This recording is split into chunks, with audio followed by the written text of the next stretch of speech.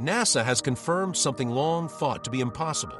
The interstellar object 3I/Atlas is displaying behavior unlike any comet ever observed. Its tail doesn't resemble drifting cosmic dust, but instead looks unsettlingly like propulsion.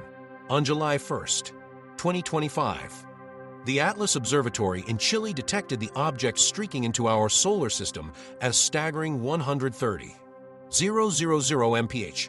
Yet the shockwave in the scientific community didn't come from its speed, but from NASA's own data showing a plume aimed toward the sun, something entirely at odds with established physics. Even more baffling, chemical sampling revealed its composition to be 8 times richer in carbon dioxide than water, a ratio never before recorded. Researchers are scrambling for explanations, with some arguing the phenomenon more closely resembles an engine than a natural comet's tail. If that's true, the implications for Earth are profound. The object, catalogued on July 1st, was swiftly reported by NASA's press office within mere hours of discovery. This marked the arrival of the third confirmed interstellar body, now officially named 3I/Atlas. Its astonishing speed wasn't the only standout feature. Astronomers were stunned to find its trajectory nearly a straight path, with an eccentricity exceeding 6, the highest ever recorded for such an object. Then came the extraordinary discovery. Early imaging revealed not a standard cometary tail streaming away from the sun, but a dense plume extending directly sunward, seemingly resisting solar radiation. NASA made this anomaly the centerpiece of its press conference.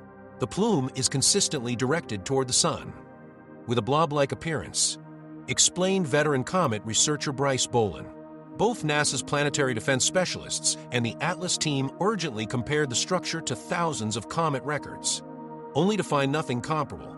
The dust being ejected appeared far too massive to be blown around by solar forces. Yet telescopes such as Gemini South in Chile and Lowell Discovery in Arizona quickly confirmed the strange plume. It was bright, it was persistent, and always stretched sunward. The orbit itself only added to the enigma. 3I/Atlas approached the solar system on a retrograde path, nearly aligned with Earth's orbital plane, deviating by just 5 degrees. Statistically, the odds of such an alignment happening randomly are less than 1 in 500, as dozens of global observatories reported measurements. The Minor Planet Center officially designated it the third interstellar visitor in history. NASA, for its part, carefully labeled it a comet, but openly admitted the tail's behavior was without precedent. The agency even asked the global scientific community to reconsider what might possibly produce a plume defying radiation pressure. For planetary scientists, the challenge was clear. For the public, the question seemed obvious. If this isn't just comet dust, then what is it? Hubble's sharper imaging from late July only intensified the puzzle. The so-called tail was not hanging behind the object, but forcing its way outward from the sunlit side, a glowing arc pointing directly toward the light source. The orientation remained stable across multiple days and observations. Conventional comet science simply didn't fit. Solar photons, acting like a cosmic wind, always push dust away from the sun. The analogy is simple. A car moves through rain, and while drops hit the windshield, the spray always trails behind. For comets, solar radiation ensures dust streams outward, away from sunlight. But 3I/Atlas was ejecting material into the opposite direction, as if spraying water directly into an overpowering headwind. Models tinkering with dust size, velocity, and pressure yielded no workable fit. The reality stood firm. Particles were being explosively propelled forward with power that solar influence alone couldn't provide. And the signature was no fleeting anomaly. It was persistent and unmistakable. Meanwhile, every known comet before it, from Halley to Borisov, behaved predictably. This one broke the rules. To scientists, that left only one way forward: to speculate whether some other mechanism, perhaps one functioning more as a propulsion system, was generating the plume. The Hubble, Gemini South, and Lowell instruments all showed an identical anomaly, an arc-shaped, sun-facing outflow holding steady against physics. If sunlight couldn't account for this, then what unseen force was driving it? That mystery deepened when the James Webb Space Telescope focused its spectrograph on the object in early August. The data left researchers stunned. The comet's coma revealed an extreme carbon dioxide to water ratio of about 8, plus or minus 1 margin. For comparison, most comets in our solar system measure between 0.1 and 2. The chemical signature was unprecedented. What exactly could expel so much carbon dioxide while simultaneously producing a plume that behaved against radiation pressure? That question remains unanswered, but it raises possibilities far beyond any ordinary comet model science has ever known. While few comets edge toward higher values, 3I/Atlas breaks the pattern dramatically, sitting nearly 4 standard deviations above the solar system's normal carbon dioxide to water ratios. Only one other body, C/2016 R2, has ever come close, and it too is considered a rare exception. The James Webb Space Telescope team, led by Martin Cordner, verified the extreme numbers using the NIR SPEC instrument, mapping the coma from 3.3 astronomical units away. Its carbon dioxide signal at 4.3 microns overwhelmed the weaker water band seen at 2.7 microns. Even carbon monoxide, usually prominent in far-flung comets, lagged behind with a CO to water ratio of just 1.4. What stood out most was the spatial distribution. The carbon dioxide was concentrated on the object's sunward side, the same direction as the stubborn plume previously imaged. These figures alone suggested a cometary body with an origin in an extremely cold environment, where carbon dioxide could freeze at the surface while water remained buried deeper. Adding to the intrigue, the Very Large Telescope in Chile spotted a surprising metallic signature, neutral nickel emissions, present at a production rate of 10 carat 22.67 atoms per second, with a margin of error of plus or minus 0.07 in log scale. That number is unusually high for a comet still residing beyond Mars. By comparison, even Comet Hale-Bopp, a spectacularly bright visitor, exhibited weaker nickel rates at similar distances. Stranger still, the VLT spectra revealed no evidence of iron vapor, which almost always accompanies nickel in known solar system comets. Both nickel and carbon dioxide production escalated rapidly as 3I/Atlas approached perihelion, scaling with heliocentric distance exponents of about -8 to -9, far steeper than the -2 slope expected from standard sublimation. This pointed not just to unusual chemistry, but possibly new physical release mechanisms unique to its alien birthplace. Taken together, JWST's gas profiles and VLT's metal detections suggest 3I/Atlas carries a chemical fingerprint unlike anything formed in our solar neighborhood, potentially a frozen archive from another planetary system. But if this is a natural relic, the puzzle only deepens. The discussion then shifts toward motion. Spacecraft ion drives, such as the one used on NASA's Dawn mission, work by accelerating charged particles, most commonly xenon, through electric fields, instead of fiery exhaust. The engine glows faintly blue and generates a tiny but continuous thrust. Though weak at any single moment, the effect compounds, and over months it can propel a probe to immense speeds. Crucially, the exhaust forms a narrow, collimated stream pointing directly opposite the direction of travel, because with no atmosphere in space, the plume doesn't spread out. Here is where comparisons to 3I/Atlas grow difficult to ignore. What telescopes reveal isn't a sprawling tail shaped by sunlight, but a compact, sunward plume jetting straight into the radiation headwind. In every frame, the material maintains a tight arc, resisting the classic anti-solar direction. The structure is coherent, persistent, and dense, quite unlike ordinary comet dust fans.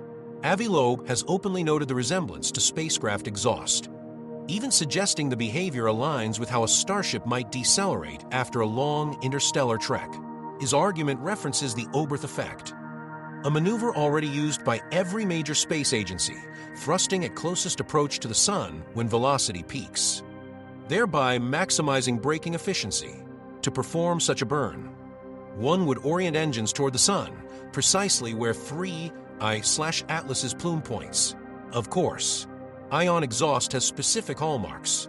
Its ejected particles are monoenergetic, meaning they share nearly identical speeds, and the resulting plume appears concentrated rather than diffuse. If 3 3I/Atlas were producing something analogous. One would expect to find heavy grains expelled at high velocity in a confined stream, and the telescope data matches that image. The particles aren't the fine, light material of a conventional dust tail. They are larger, denser, and far less dispersed after leaving the surface. The analogy is imperfect. Human spacecraft use xenon gas because of its ease of ionization. Yet no xenon lines have shown up in 3I/Atlas's spectra.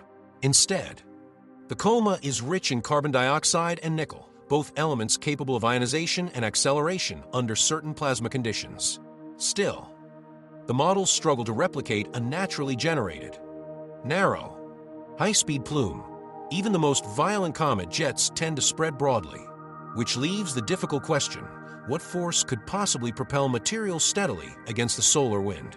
Some planetary scientists argue that only a directed mechanism, something fundamentally akin to propulsion, fits the data. And if such maneuvers were deliberate, perihelion would be the perfect camouflage, with the sun itself hiding the critical moment from Earth's direct line of sight. That's precisely where 3I/Atlas will be positioned in late October. Naturally, possible explanations rooted in comet physics remain on the table. The object's nucleus could be rotating in a particular way, or perhaps sections of its surface conceal highly volatile ices capable of erupting into powerful jets.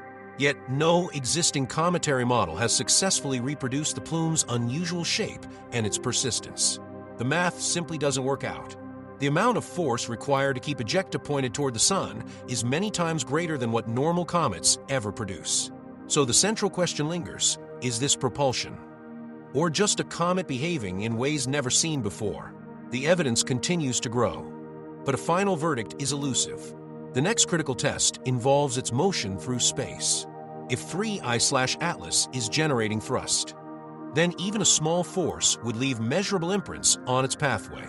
Observers at Lowell and Gemini South began charting its trajectory almost immediately after its discovery, logging hundreds of positional data points as it crossed through the inner solar system. The first orbital solution, a purely gravitational hyperbolic track with eccentricity of 6.141 and an excess velocity near 58 kilometers per second, aligned neatly with the early positions. But as July gave way to August, discrepancies crept in. The differences, known as residuals, grew larger than the uncertainty bars should allow. By mid-August, average residuals reached about 0.7 arcseconds, twice what would be expected for an object this luminous and carefully measured. More troubling was the direction.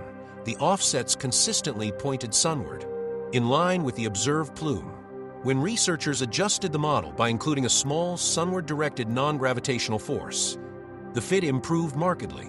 The most accurate solution required an additional acceleration of about $4 times 10 carat minus $7 m/s superscript 2, with an uncertainty near $1 times 10 carat minus $7. Though tiny, this steady push would displace the body by thousands of kilometers over a matter of weeks.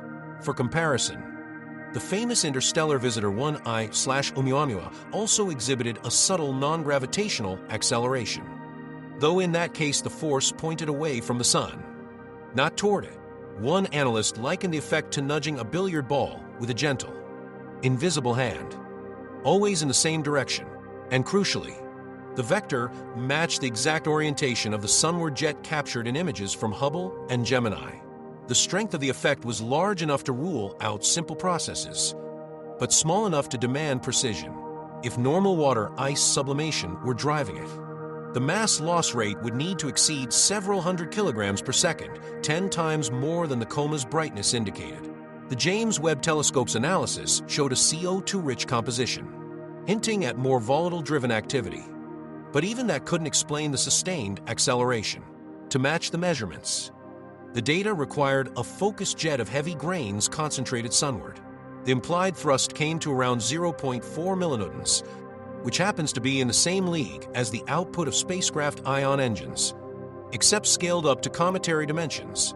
What made this case stand apart was the precision of the dataset. The error margins on the acceleration vector were tight thanks to an unprecedented volume of high-quality observations coming from Lowell, Gemini, and amateur astronomers worldwide.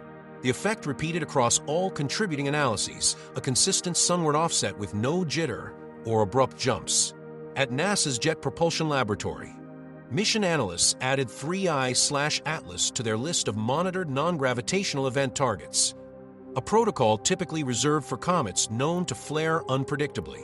Internal assessments conceded that while the measured acceleration wasn't unheard of, it could not be reconciled with standard sublimation models given the gas release rates and dust properties observed.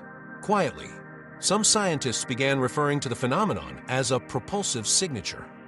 Official documents, however, maintained more cautious terminology, sticking to phrases like non-gravitational perturbation. But the fact remained, if this was purely natural outgassing, it would represent the most collimated, persistent jet ever documented, and one that aligned perfectly with the sun-facing plume captured across multiple telescopes.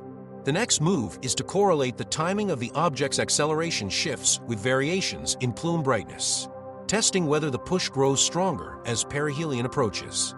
Confirmation would seriously challenge the idea of a conventional comet. The definitive test may come during Atlas's solar conjunction, when it swings behind the sun and any maneuver could be concealed from Earth. Orbit-fitting teams around the globe will be tracking every subtle deviation. A similar drama unfolded once before. In late 2017, astronomers at Pan-STARRS spotted a fast object tumbling across the inner solar system, later confirmed as 1I/Oumuamua, the first known interstellar traveler.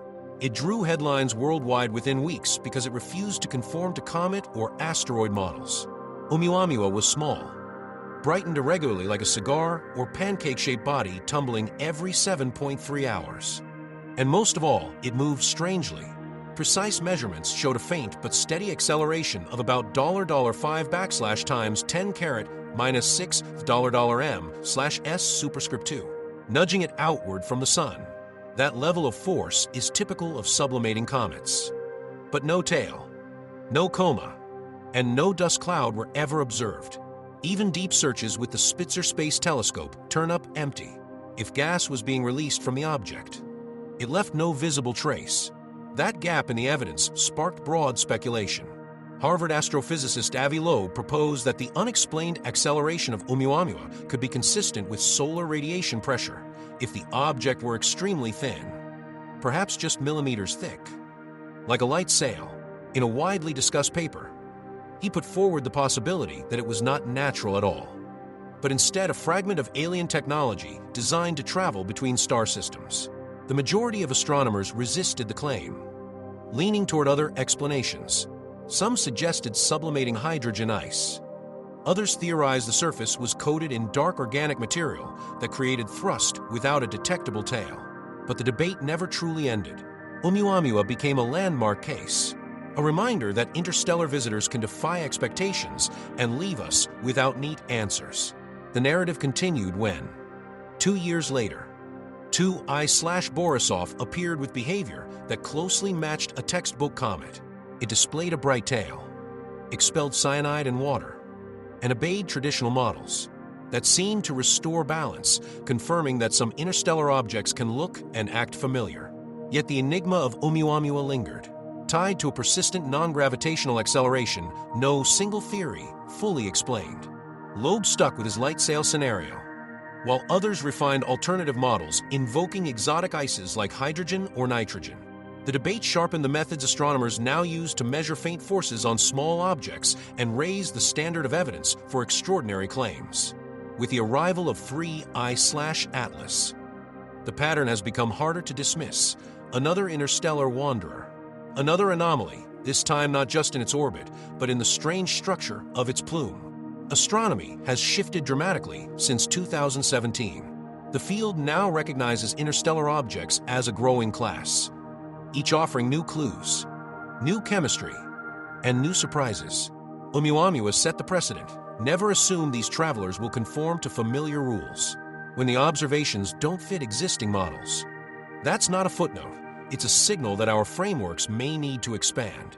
The challenge now is determining whether these anomalies are rare outliers or part of a deeper, consistent pattern in the debris scattered across our galaxy. In little more than a decade, The search has accelerated. In 2017 came the first, 1I/Oumuamua.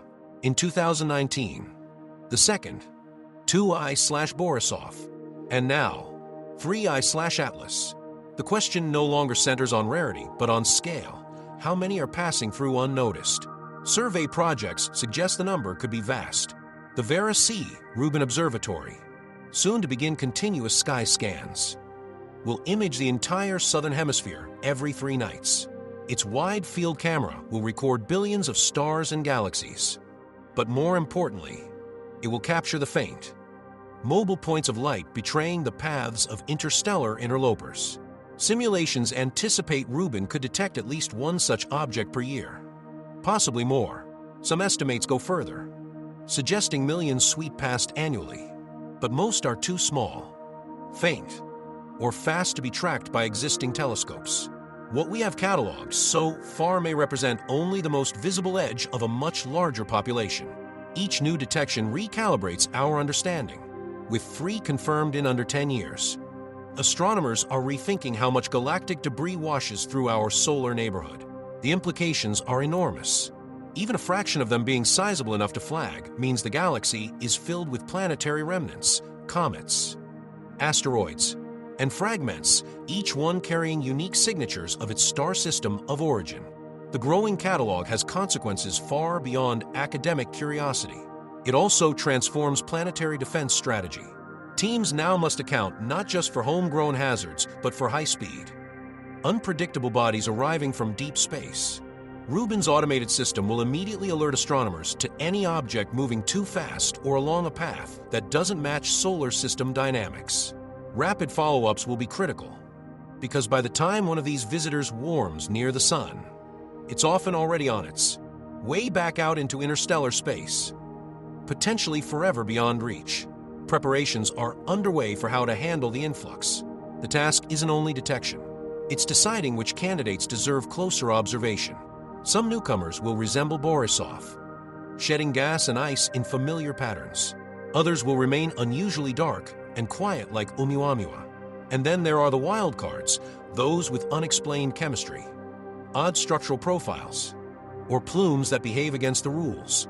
Each new case forces astronomers to refine definitions and tools, stretching the framework of what's possible in galactic debris studies. The stakes continue to climb. If the next interstellar body behaves anything like 3I/Atlas, producing strange accelerations or defying expectations of its tail, scientists will have only weeks or months to gather as much data as possible before it disappears beyond reach.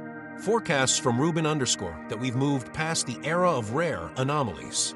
The coming years are likely to bring a steady stream of interstellar messengers, each one a test of how well we can recognize the unusual among the merely unfamiliar. And if the numbers prove accurate, the next strange visitor may already be en route. Teams of orbital dynamicists are preparing now, running simulations, ready for whatever the galaxy sends our way. The probability of 3I/Atlas arriving on an orbit so closely aligned with the ecliptic, just 5 degrees off Earth's orbital plane, was estimated at around 2 in 1,000. That isn't simply rare. It's nearly beyond chance for interstellar debris. Most deep space objects enter the solar system on steeply inclined paths, cutting across the planetary disk from above or below. This one, however, slipped in nearly parallel, counter to the planetary motion, threading backward along the system's backbone. And the unusual geometry didn't end there. By early July, simulations indicated Atlas would pass within 29 million kilometers of Mars on October 3rd, sweep 97 million kilometers from Venus a month later, and then approach within 54 million kilometers of Jupiter in March. To have a single interstellar traveler make 3 such planetary encounters is astonishing. The probability is less than 1 in 20,000. Typical comets never pass that close to even one planet, much less 3 in sequence. With the orbital plane, timing, and planetary near misses all stacked together. The effect was eerie. The trajectory was so precise that even skeptical orbit specialists hesitated. They searched for hidden errors, tested for bias, and ran thousands of Monte Carlo trials randomizing entry angles. But the conclusion held: This orbit is a statistical outlier, and the deviation didn't stop with geometry. Atlas's orbital eccentricity, 6.141, shattered records. That value indicates an almost perfectly straight course through the solar system, bending only slightly under the sun's grip. By contrast, most confirmed interstellar objects have eccentricities just above 1. Here the factor was 6 times higher, slicing past the planetary lineup as if guided. For planetary defense planners, these odds are no trivial matter. They represent a crucial test of early warning systems against the most unpredictable cosmic arrivals. The Rubin Observatory, now scaling up wide-field surveys, flagged the case immediately. Alerts rippled across the monitoring network, and orbit analysts recalculated encounter probabilities. Though 3I/Atlas posed no real threat to Earth, the trajectory forced teams to reconsider how rare events should be classified when assessing debris from beyond the solar system.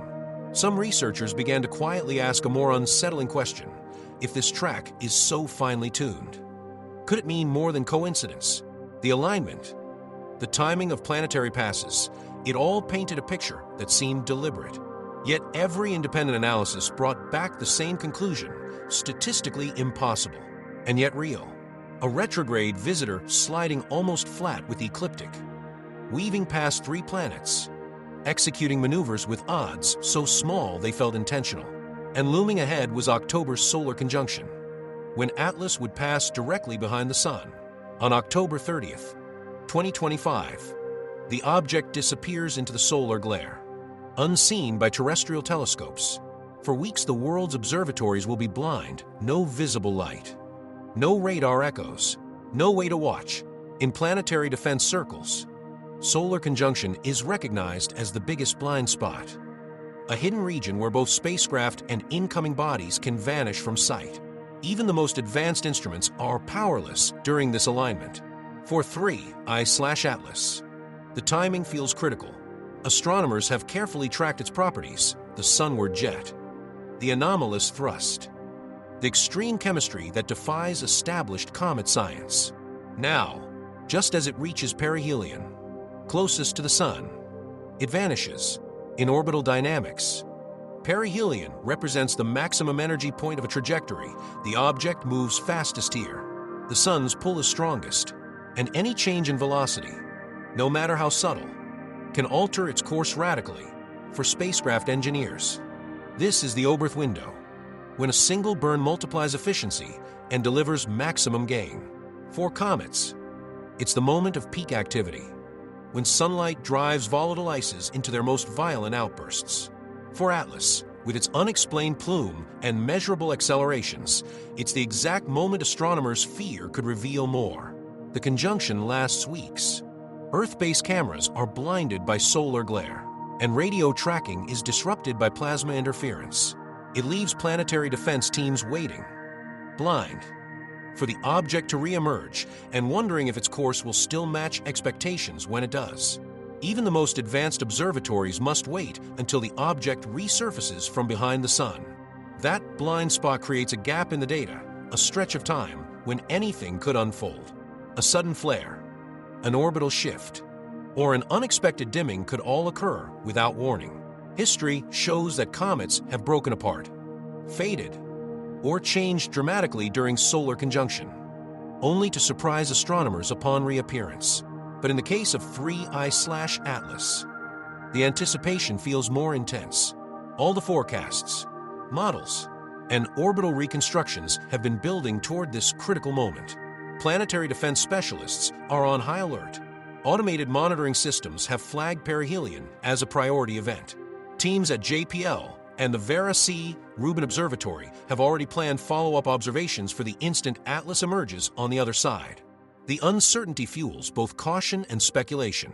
If the plume behaves more like a thrust mechanism than drifting dust, if the non-gravitational acceleration indicates something beyond sublimation, this is the interval when a change could occur unseen.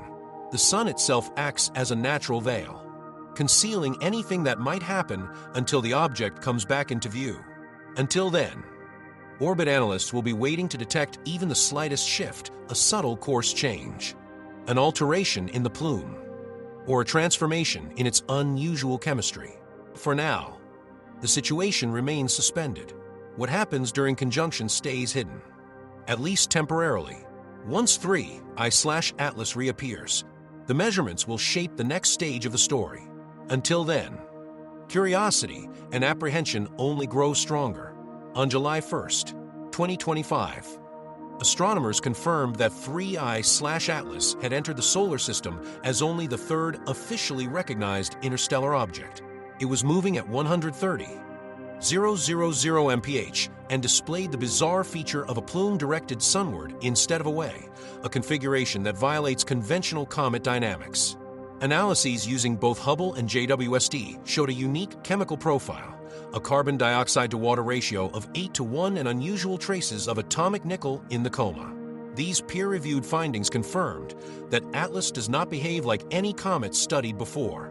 Yet the explanation for its sun-facing plume remains unresolved. Some scientists, pointing to carefully measured orbital deviations, have compared the phenomenon to the exhaust of an electric propulsion system. Still, no institution has formally endorsed the possibility of an artificial source, and much of its physics defies simple categorization, with perihelion occurring behind the Sun on October 30th, 2025. The crucial details will remain hidden from observation. What is certain, however, is that every interstellar object we encounter pushes the boundaries of our knowledge and underscores the reality that the universe still holds mysteries only now crossing into the reach of human science.